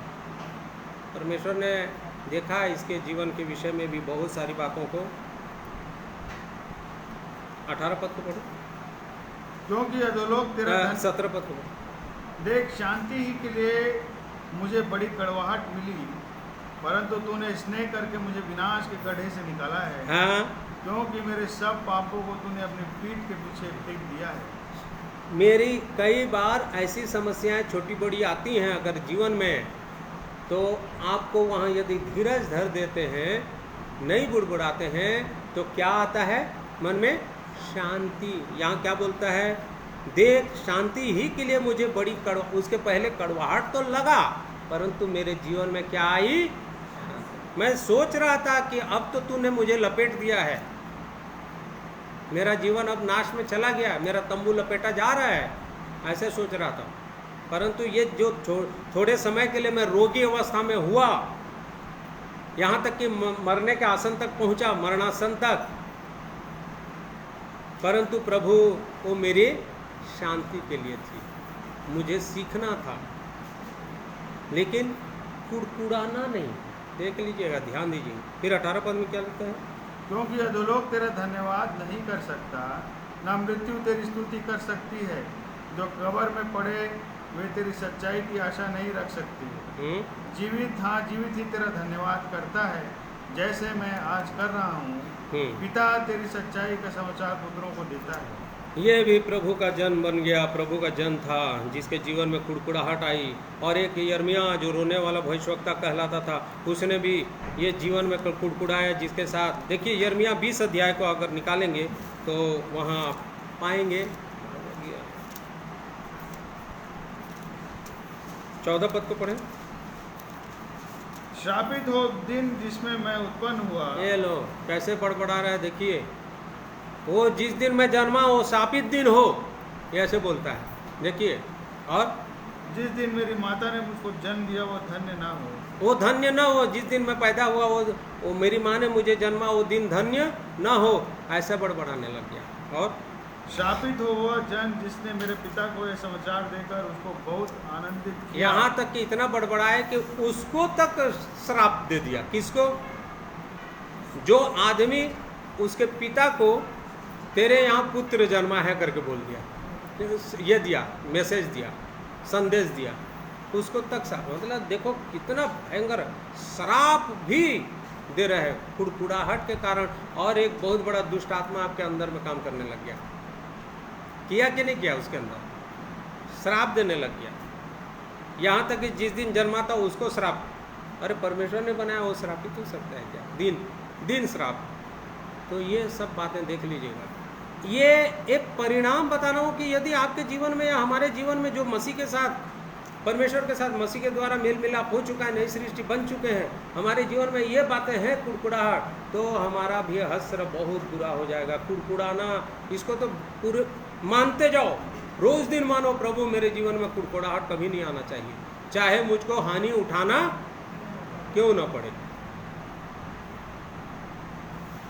बहुत खतरनाक चीज़ है। हम लोग सोचते हैं वो तो दे रहे हैं, कुड़कुड़ाहट तो हन का हो जाइए, बाद में क्या होगा नहीं मालूम।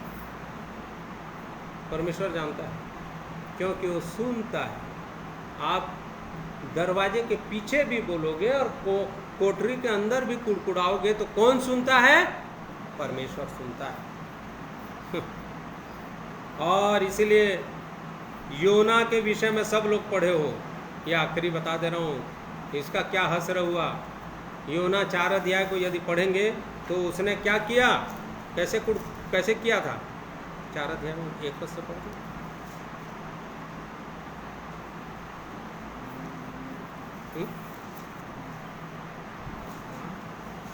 एक पद से।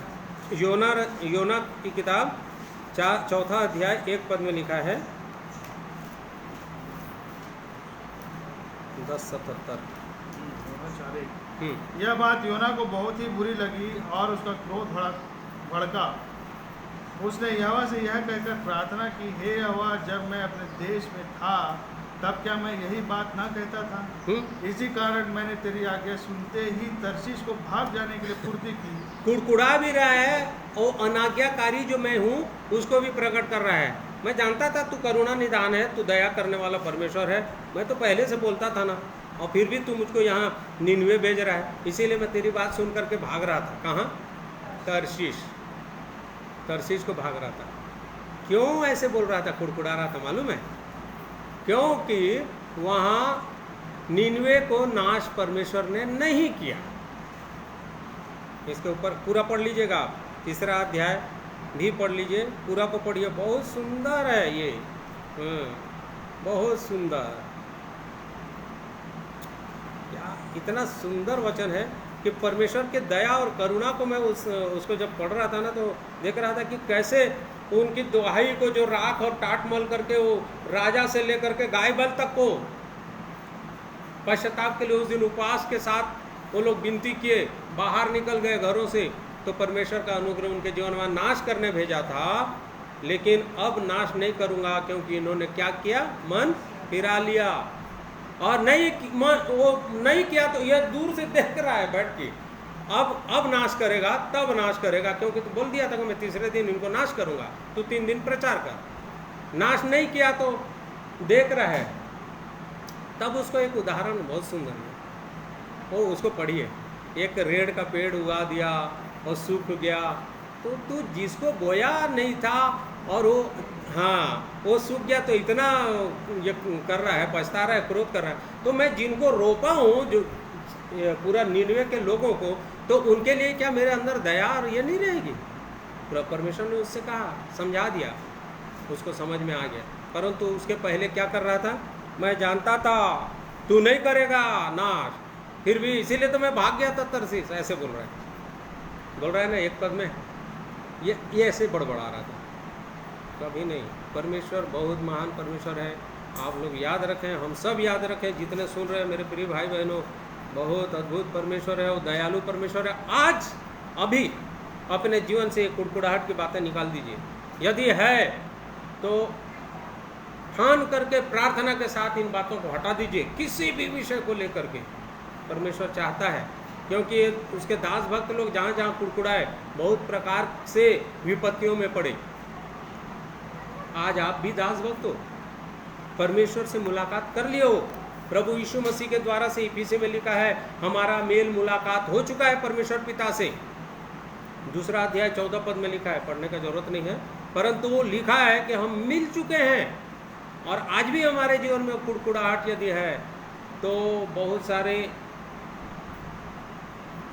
उसके क्रोध का सामना करना पड़ेगा। और जैसे सुने अभी इन लोगों के साथ हुआ, इसीलिए परमेश्वर के बाद प्रभु यीशु मसीह चाहते हैं, एक वचन निकालिए आप लोग, फिलिपियों की पत्री 2 अध्याय उसका 14 पद को पढ़िए। पहले शास्त्री फरीसी लूका में पढ़े, कुड़कुड़ा रहे थे, यहाँ पढ़िए क्या लिखा है। सब काम बिना कुड़कुड़ाए और बिना विवाद किए अब सब सेवा और सब काम बिना कुड़कुड़ाए और बिना विवाद किया करो, ताकि तुम निर्दोष और भोले होकर टेढ़े और हठीले लोगों के बीच परमेश्वर के निष्कलंक संतान बने रहो, जिनके बीच में तुम जीवन का वचन लिए हुए जगत में जलते दीपकों के समान दिखाई देते हो।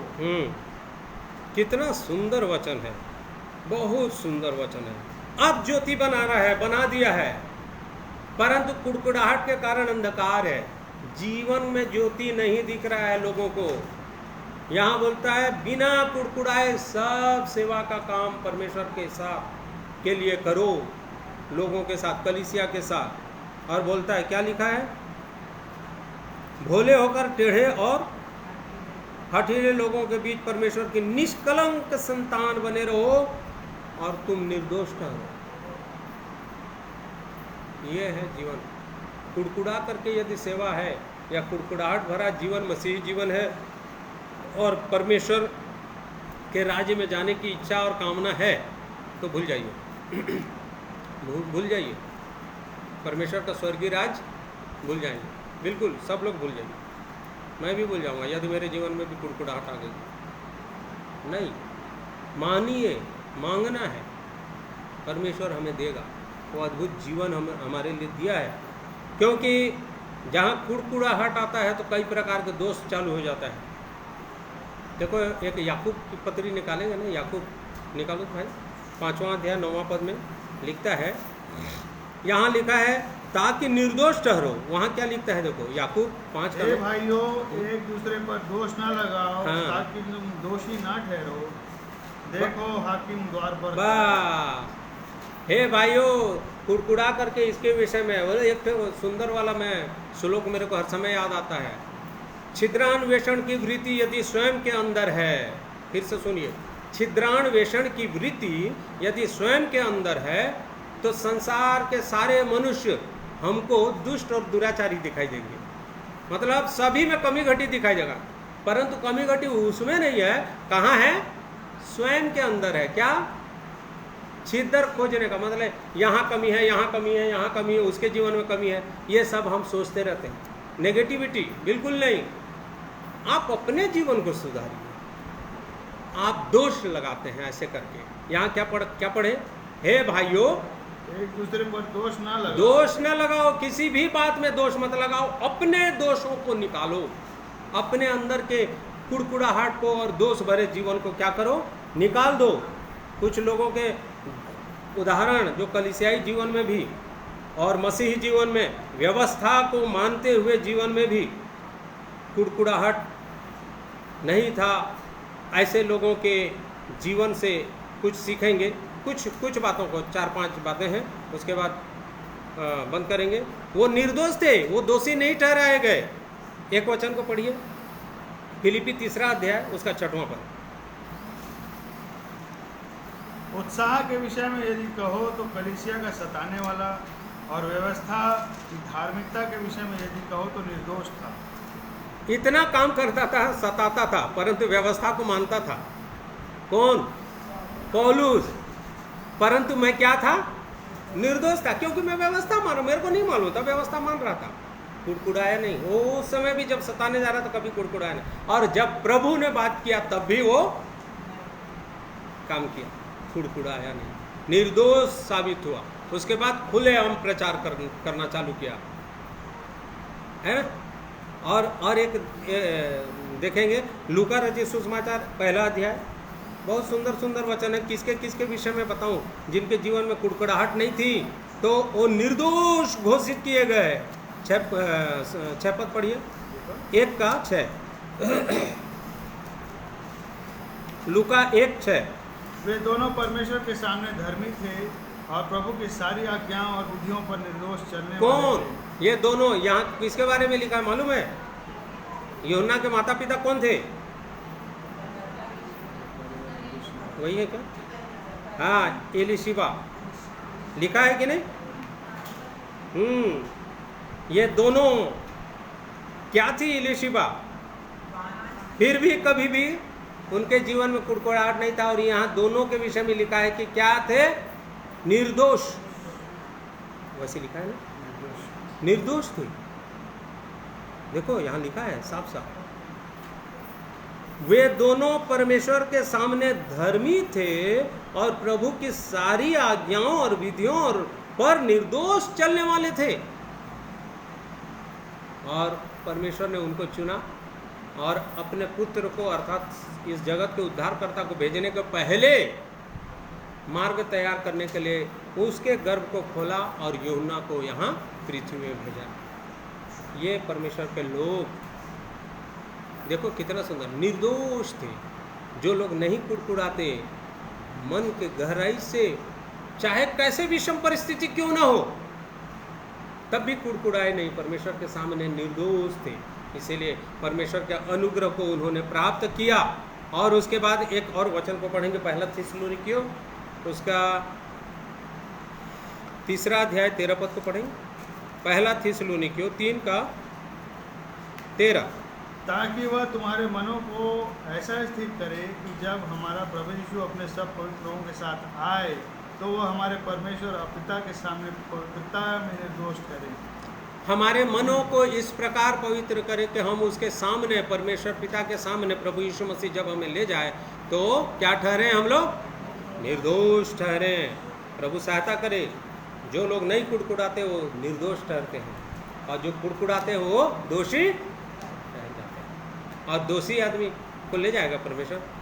ध्यान दीजिएगा, जाना है।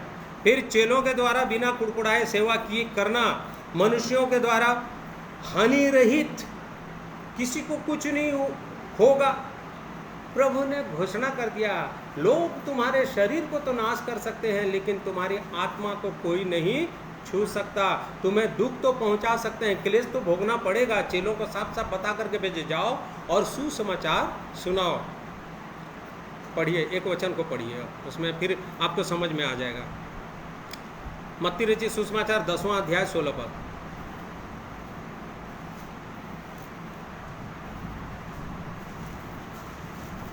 देखो मैं तुम्हें भेड़ों के समान भेड़ियों के बीच में भेजता हूँ, इसलिए सांपों के समान बुद्धिमान और कबूतरों के समान भोले बनो। परंतु लोगों से सावधान रहो, क्योंकि वे तुम्हें महासभाओं में सौंपेंगे और अपनी पंचायतों में तुम्हें कोड़े मारेंगे। तुम मेरे लिए हाकिमों और राजाओं के सामने उन पर और अन्य जातियों पर गवाही होने के लिए पहुंचाए जाओ। मतलब ये सब समस्या आएंगे तुम सेवा करने जाओगे तो, परंतु यहाँ साफ साफ लिखता है, ये 19 पद को पढ़ेंगे। जब वे तुम्हें पकड़वाएंगे तो यह चिंता ना करना, ये चिंता नहीं करना कि हम किस रीति से क्या कहेंगे, क्योंकि जो कुछ तुमको कहना होगा वह उसी घड़ी तुम्हें बता दिया जाएगा। क्योंकि बोलने वाले तुम नहीं, परंतु तुम्हारा पिता का आत्मा तुम में बोलता है। हाँ, देख लिए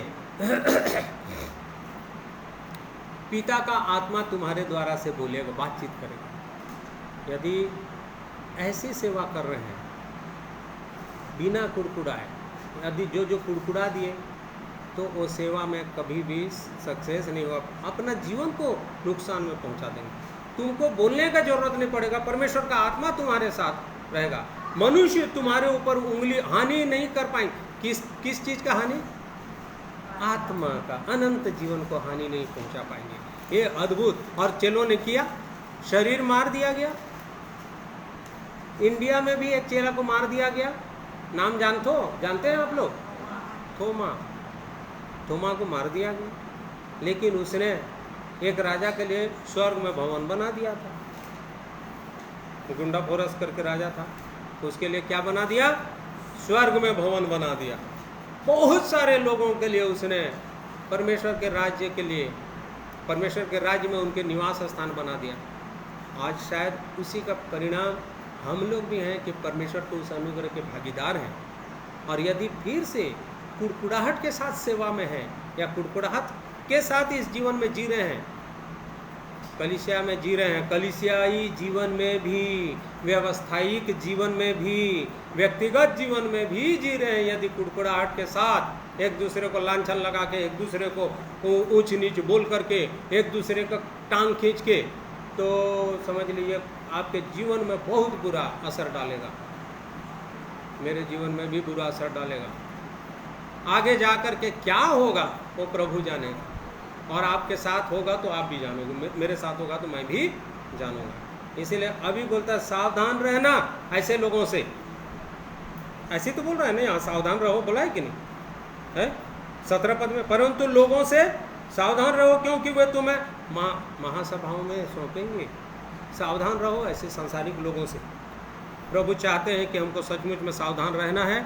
और रोमी उसके बाद ऐसे जीवन जीते हुए आगे बढ़ते हैं। तो रोमियो के पत्री में 16 अध्याय में साफ साफ लिखता है, 16 अध्याय के 19 पद को पढ़ते हैं तो इस प्रकार से लिखता है कि क्या मिलने वाला है। 19 पद पढ़िए। तुम्हारे आज्ञा मानने की चर्चा सब लोगों में फैल गई और जब बिना कुड़कुड़ाए आप सेवा करते हो तो आपकी चर्चा सब लोगों में पूरे तरह फैल जाएगी। और इसलिए मैं तुम्हारे विषय में आनंद करता हूँ, परंतु मैं यह चाहता हूँ कि तुम भलाई के लिए बुद्धिमान, परंतु बुराई के लिए भोले बने रहो। ऐसे बनो। और आगे वाला वचन बहुत, शांति का परमेश्वर शैतान को तुम्हारे पांव से शीघ्र कुचलवा देगा। ऐसा रहोगे तो शांति का परमेश्वर तुम्हारे पांव से शैतान को क्या करेगा? कुचलवा देगा। आज हम नहीं कुचल पा रहे हैं तो सोच लीजिए कि कुछ है तो नहीं मेरे जीवन में, कमी घटी, कड़वाहट, झुंझलाहट, कुड़कुड़ाना। प्रभु सहायता करे।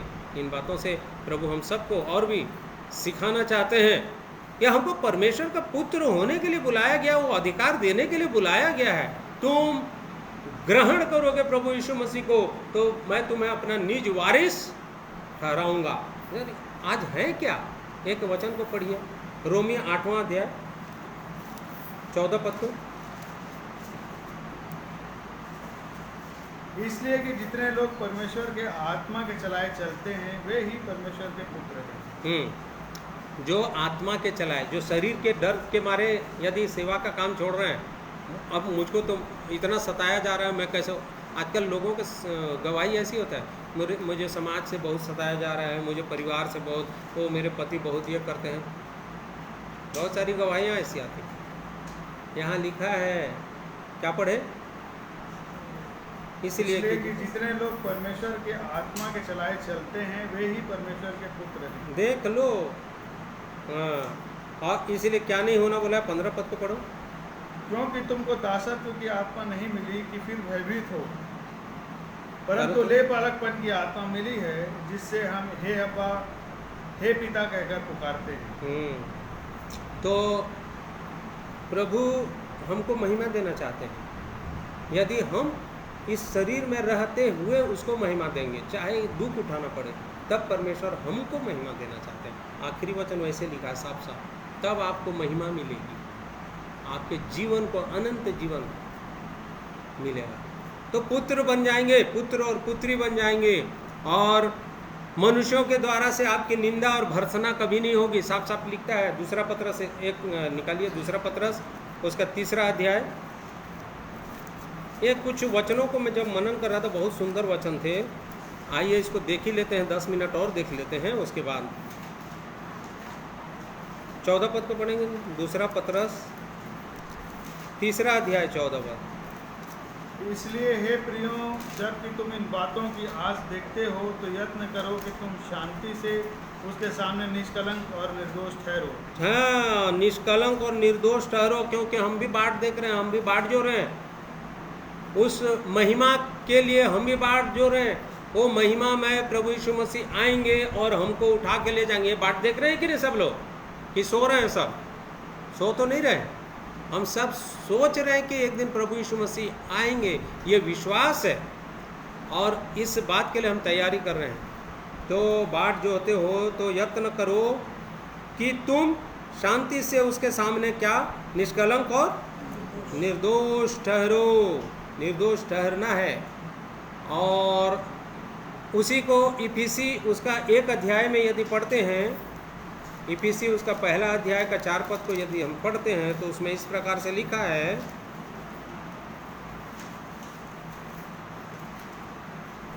जैसा उसने हमें जगत की उत्पत्ति से पहले उसमें चुन लिया कि हम उसके निकट प्रेम में पवित्र और निर्दोष हों।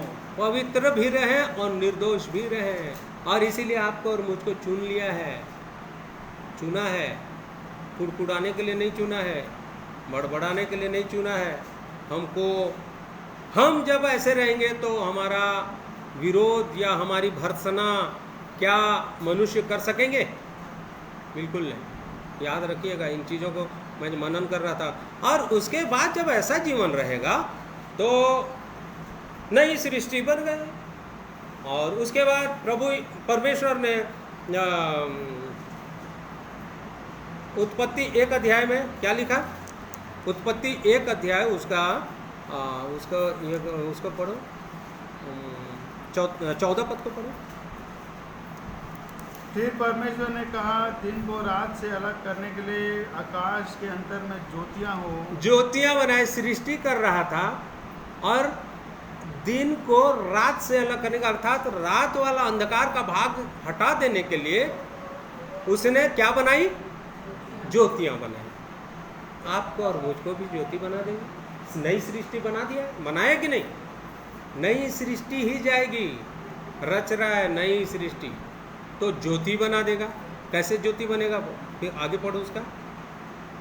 और वे चिन्हों और नियत समयों और दिनों और वर्षों के कारण हो। बस। और उसके बाद मत्ती 5 अध्याय उसका 14-16 पद को पढ़ेंगे ना, तो वहां पर साफ साफ लिखता है,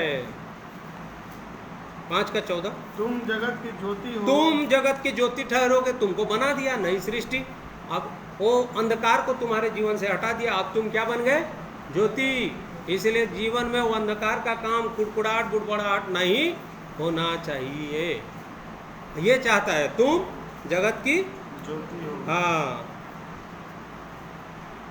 और उसके बाद जो नगर पहाड़ पर बसा हो, क्या वो छिप सकता है? नहीं छिप सकता, सब लोग देखेंगे ज्योति को।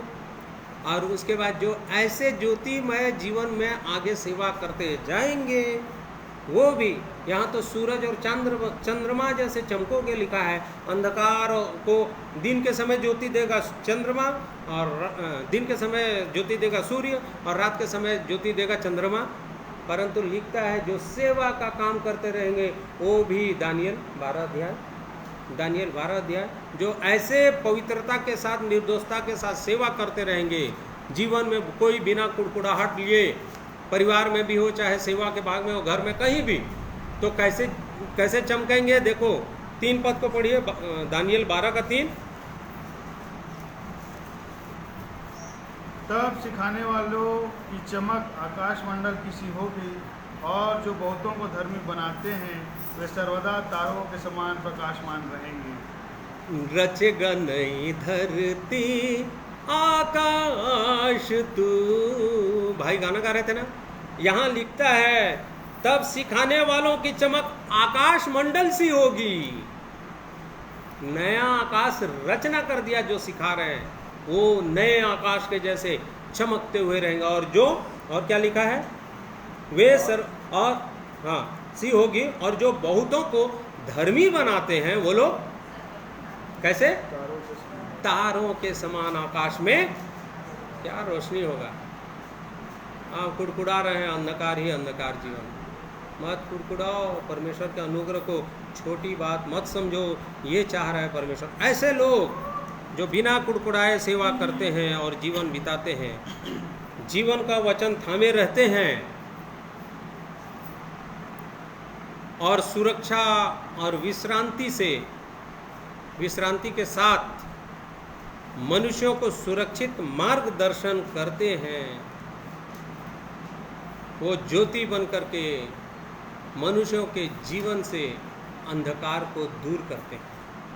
क्योंकि बाइबिल में लिखा हुआ है एक जगह, 2 कुरिन्थी उसका 4 अध्याय का आखिरी है, ये मैं आपको बता रहा हूँ। 4 अध्याय को निकालिए, उसका 4 पद को पढ़िए। और उन अविश्वासियों के लिए जिनकी बुद्धि संसार के ईश्वर ने अंधी कर दी है, ताकि मसीह जो परमेश्वर का प्रतिरूप है उसके तेजों में सुसमाचार का प्रकाश उन पर ना चमके। हाँ। ऐसे लोगों के बीच में जाते हैं तो जिनकी बुद्धि को संसार के दुष्ट ने, राजा ने, शैतान ने अंधी कर दी है, जब ऐसे लोग जाते हैं ज्योति बन करके, तो उनके अंदर से वो अंधकार को क्या करते हैं? दूर हटाते हैं। ऐसे सेवा करना चाहता है परमेश्वर लोगों के, क्योंकि सभी के मन की आंखों को शैतान ने क्या करके रखा है? अंधी करके रखा है। सब अंधकार में है, सब पूरी रीति से अंधकार में चल रहे हैं। यहाँ साफ लिखा, फिर से एक बार उसको पढ़िए। और उन अविश्वासियों के लिए जिनकी बुद्धि संसार के ईश्वर ने अंधी कर दी है, ताकि मसीह जो परमेश्वर का प्रतिरूप है उसके तेजों में सुसमाचार का प्रकाश उन पर ना चमके। यह संसार के दुष्ट ने ही, संसार के राजा ने ही, शैतान ने ही अंधी करके लोगों को रखा है। आपको और मुझको जाना है कैसे करके? अपने परमेश्वर जीवते प्रभु यीशु मसीह पर भरोसा रख करके बिना कुड़कुड़ाए उसकी सेवा करना है। दुष्ट लोग मिलेंगे, अंधकारमय लोग मिलेंगे, सब लोग मिलेंगे, लेकिन हमारे जीवन में अंधकार नहीं आना चाहिए, न कुड़कुड़ाहट आना चाहिए। और ऐसे सेवा जब करेंगे तो हम प्रभु के एक वचन आखिरी पढ़ करके फिर प्रभु की महिमा में एक गीत सुनेंगे हम लोग। भजन संहिता 37 अध्याय का पहला पद पढ़िए। 37, भजन संहिता 37।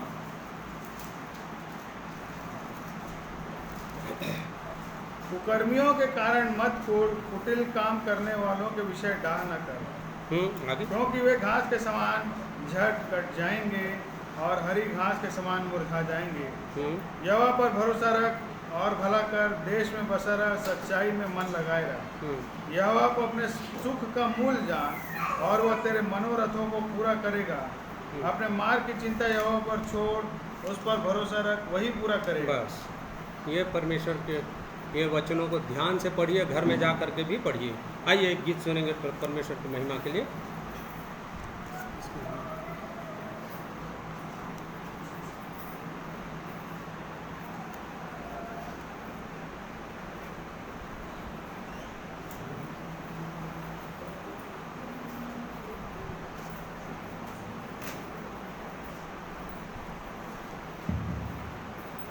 हमारा भरोसा पूरी रीति से परमेश्वर पिता पर होनी चाहिए।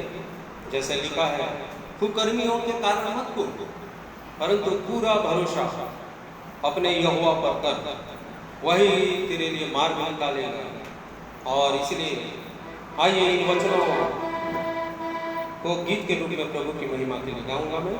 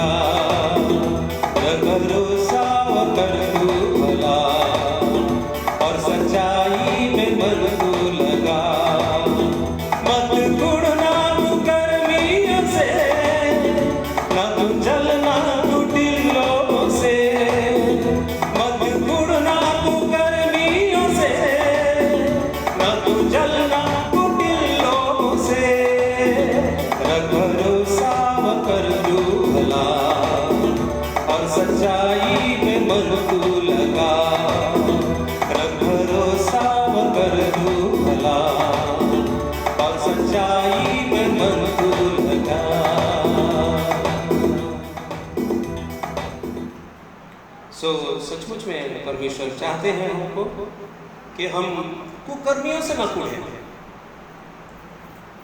परमेश्वर पर पूरा भरोसा रखें, कुड़कुड़ाना छोड़ दें और निर्दोष ठहरे। हमारे जीवन में और किसी भी प्रकार से यदि किसी भी बात के लिए कुड़कुड़ाहट पैदा होती, उसी समय प्रभु के शरणों में आए, हारून आया, प्रभु सहायता की।